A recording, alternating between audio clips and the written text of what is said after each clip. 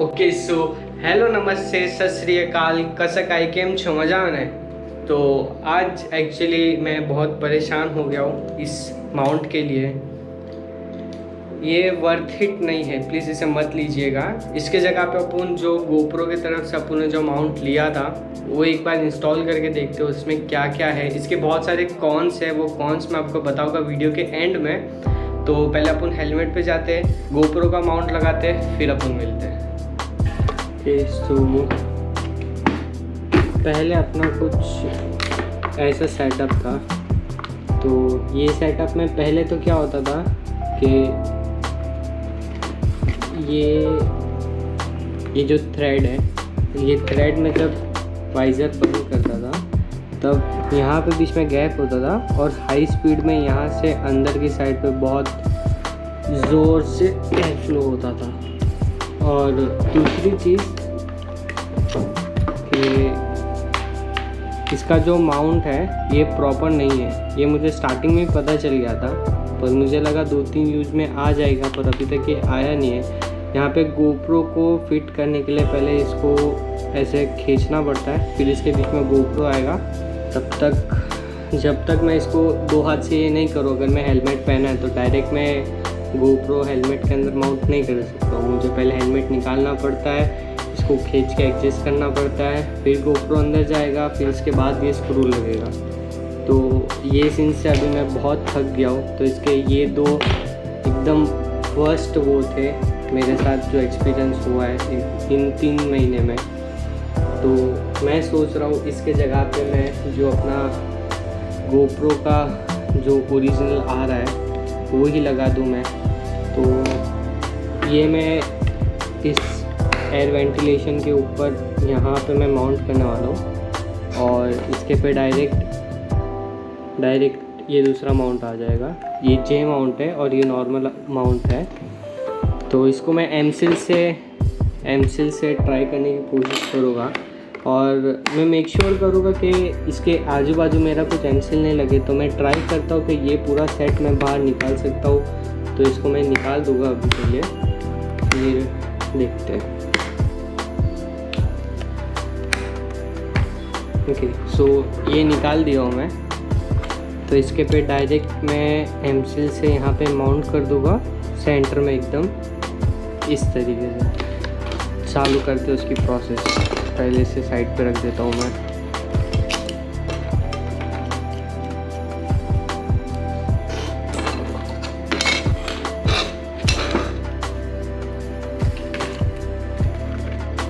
ये है एमसिल, मैं मार्केट से भी लेके आया था।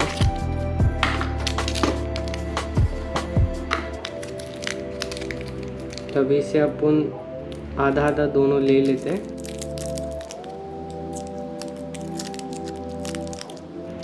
फिर ज़रूरत पड़ेगी तो लास्ट में फिर ऐड ऑन कर देंगे।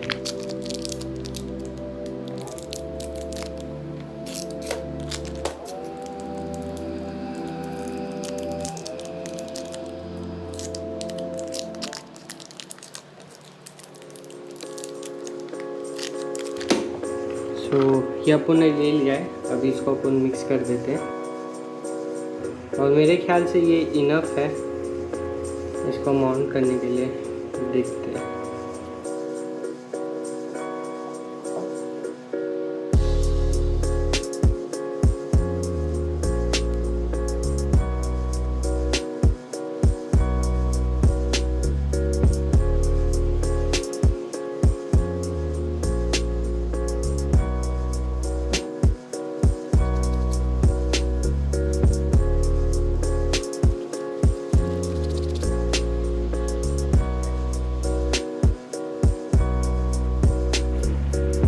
सो ये अपना पेस्ट अभी रेडी है।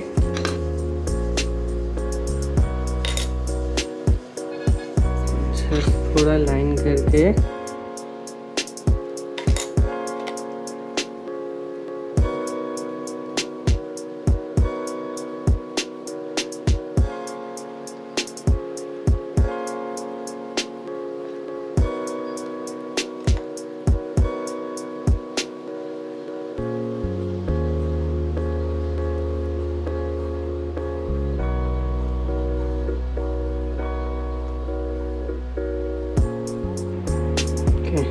सो ये में भी मैंने एकदम सेंटर में लगा दिया हूँ। ओके, सो ये सेंटर में लग गया है। अभी इसके जो एक्स्ट्रा पार्ट्स है वो मैं कट कर देता हूँ।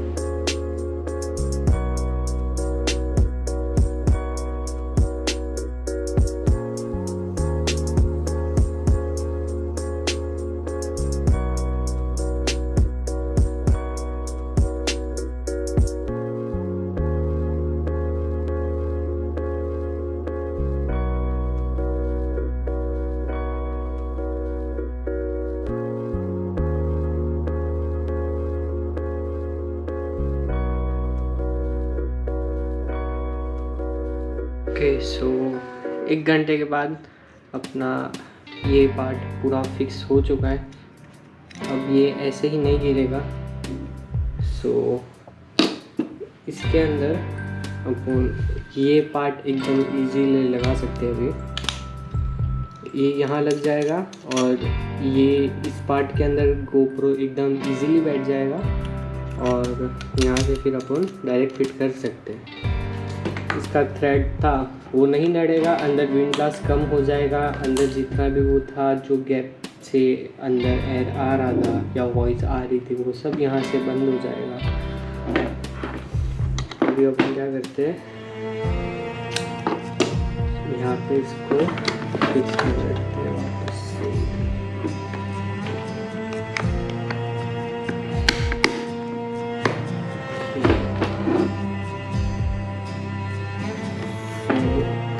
ये अपना फिक्स हो गया है फुल। तो ये ऊपर भी जा रहा है, अभी नीचे भी आ रहा है। फुल कर्जन क्या करते हैं कि ये जो पार्ट है ये पार्ट के बीच में लगा देते हैं। तो या तो उनको ये एयर वेंटिलेशन ऑन रखना पड़ता है या इसको ऑफ़ करना पड़ता है। ऑफ़ करेंगे तो इस तरीके से यहाँ पे बीच में एमसील आ जाएगा और तो ये बीच में बंद नहीं हो पाएगा। और अगर इसको ओपन नहीं रखा है तो यहाँ पे बीच में आ जाएगा एमसील, ये दोनों पार्ट एक हो जाएगा। तो यहाँ से फिर वो बंद नहीं कर सकते। तो ये अपने पास एक सेटअप है, ये अपन रख सकते हैं। तो इसके अंदर अपना जे माउंट लग जाएगा इजीली एकदम। इसके ऊपर अपना गोप्रो आ जाएगा और अपने हेलमेट कुछ अभी इस तरीके से दिख रहा है।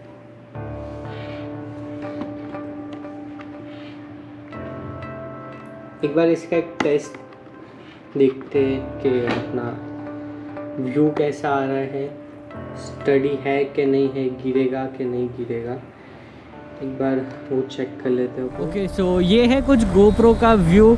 आई होप के व्यू में कुछ चेंजेस नहीं हुआ होगा इतना ज़्यादा, क्योंकि एक पार्ट निकाल के वही प्लेस पे, मेरे ख्याल से तो वही प्लेस पे है। तो व्यूइंग एंगल में तो कोई डिफ़िकल्टी नहीं आएगी। तो भी एक बार अपन चेक कर लेते कि कुछ वो पार्ट वाट निकल नहीं जावे या कुछ तो भी एरर हो रहा है या नहीं हो रहा है या कुछ हिल रहा है। तो अपन एक शॉर्ट राइट मार लेते। अपन अभी जाते दमन साइड। पहले अपनी बीच को अपन कुछ पिला देते, ड्रिंक्स दे देते उसके बाद सीधा अपन जाते दमन।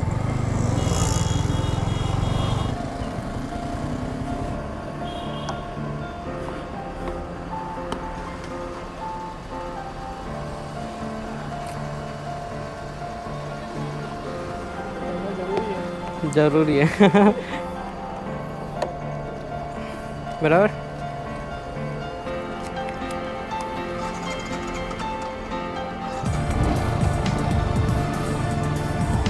ओके, सो अपन ने डलवा दिया अभी यहाँ से 500 का पेट्रोल। रीज़न है थोड़ा ही पेट्रोल डलवाने का फुल टैंक करवा तो उसके बाद में गाड़ी बहुत भारी हो जाती है।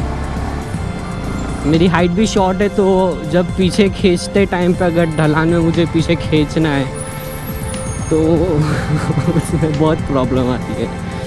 तो मैं ऑलमोस्ट 400-500 का पेट्रोल रेगुलर डलवाता हूँ। स्टार्टिंग में डलवाता था, फुल कर देता था एकदम, फिर बोलता था गाड़ी बहुत भारी है, ये है वो है। फिर पता चलता था भाई 11 लीटर का तो पेट्रोल आता है।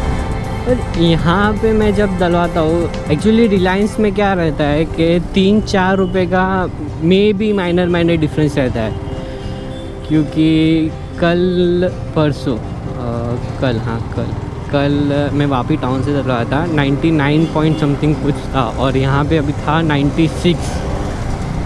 ऑलमोस्ट 3, साढ़े 3, 4 रुपये का फ़र्क पड़ता है ऑलमोस्ट। तो मैं प्रीफर करता हूँ कि मेरे बाइक में जब भी मैं पेट्रोल डलवाऊँ तो मैं डलवाऊँ रिलायंस से। नहीं, इसमें कुछ दिक्कत नहीं आएगा। ये जो सेटअप है ये अभी मेरा परमानेंट सेटअप हो गया है, क्योंकि जब मैं वीडियो ऑन करता हूँ तब मैं जब हाईवे पे रहता हूँ तब मुझे बीप की साउंड नहीं आती है। गोप्रो जब स्टार्ट होता है तब बीप देता है।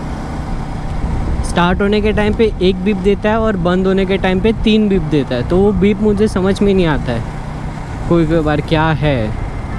तो एज यू ऑल नो कि गोप्रो हीरो 8 के अंदर फ्रंट में एक LCD दिया हुआ है जहाँ पे अपने को पता चलता है सब माइनर इन्फॉर्मेशन, और एक रेड लाइट होती है वहाँ पे, ब्लिंक होती है जब कैमरा रिकॉर्डिंग होता है तब। सेम टू सेम पीछे बैक साइड पे भी होती है। तो फ्रंट का तो मैंने ऑफ़ कर दिया है, फ्रंट का खाली डिस्प्ले मेरा ऑन है जिसमें सब बेसिक इन्फॉर्मेशन बताते हैं। और मेरा जो बैक साइड है, मेरी डिस्प्ले मतलब डिस्प्ले मेरे साइड पे है, कैमरा आगे की साइड पे, तो डिस्प्ले के ऊपर एक छोटा नोटिफिकेशन आता है रेड कलर का।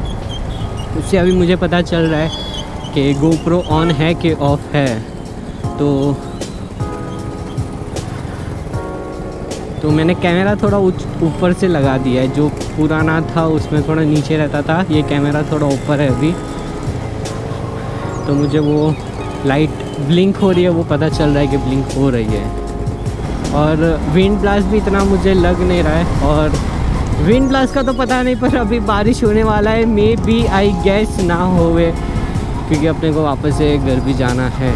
तो यहाँ से टर्न मार सकते, पर थोड़ा आगे जाके आते बारिश आ गई बारिश आ गई, बारिश आ गई। छोटा सा टेस्ट कर लेते हाई स्पीड पर।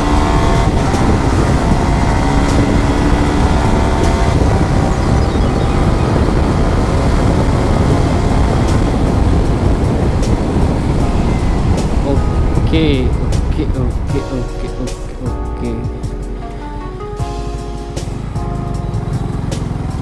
तो अभी जो विंड ब्लास्ट मेरे फेस पे आता था, जो सीधा मेरे आँख पे लगता, वो अभी बंद हो गया है। तो अभी कोई दिक्कत की बात नहीं, अभी अपन राइड पे जा सकते हैं। क्योंकि लास्ट में अपन जब गए थे बीच पे तब रास्ते में बहुत विंड ब्लास्ट हुआ था। एक्चुअली आँख मेरी बार 2 सेकंड में बंद करनी पड़ती थी मुझे, और वो बहुत इरिटेट होता था। क्योंकि अपन हेलमेट निकाल के चला हुए तब समझ में आता है कि भाई आँख में एयर जा रही है तो ब्लिंक करना ही पड़ता है। पर हेलमेट पहन के चला रहे और इतना ब्लिंक होए, सामने से कोई इतनी देर में आ जावे, स्पीड भी उतनी 80-90 की होए, तो पता नहीं चलता था आगे हो क्या रहा है। सो ये सेटअप अच्छा है। तो भी एक गोप्रो मतलब एमसील पे इतना ट्रस्ट तो नहीं कर सकते अपन, एक टाइप से ये जुगाड़ी हो गया। तो व्हाट कैन वी डू कि अपन जब गोप्रो को स्क्रू लगाते तो वो पार्ट के अंदर, वहाँ से तो अलग होगा नहीं गोप्रो, तो वो पार्ट के अंदर अपन एक थ्रेड डाल देंगे और थ्रेड अपन हेलमेट में कहीं और साइड पे भी एक लगा देंगे। तो जब एमसील लूज़ होना तो नहीं चाहिए, ना हो तो ही बेटर है। पर अगर इन केस फ्यूचर में कहीं रफ रोड पे अपन गए और एमसील लूज़ हुआ, तो वो सीधा अपने थ्रेड के साथ अपन दूसरी साइड पे जिधर भी अपन ने लगाया है वहाँ पे जाके लटक जावे। तो अपन ये एक चीज़ कर सकते हैं। और जैसे एमसील निकलेगा वैसे अपन वापस से पुराने सेटअप पे आ जाएंगे। फिर देखिएगा अगर वैसे ही टाइप में कोई अगर दूसरा कुछ निकलता होवे तो देखेंगे फिर आगे का क्या। बट अभी के लिए एमसील मेरे लिए सबसे बेस्ट ऑप्शन है। ओके, सो आज का व्लॉग यहीं पे ख़त्म करते हैं। Hope you enjoy the vlog. अगर व्लॉग अच्छा लगा हो तो लाइक कर देना, कमेंट कर देना हो तो शेयर कर देना, और घर के बाहर मत निकलो, अभी कोविड का बहुत सीन चालू होगा। मे बी ये सितंबर के बाद लॉकडाउन लग जावे, आई एम नॉट श्योर, बात तो चालू है सब जगह पे। सो घर पे रहो, सेफ रहो, मास्क पहनो, सैनिटाइज करो, हर बार हाथ धो। So live a life, live a dream, peace out.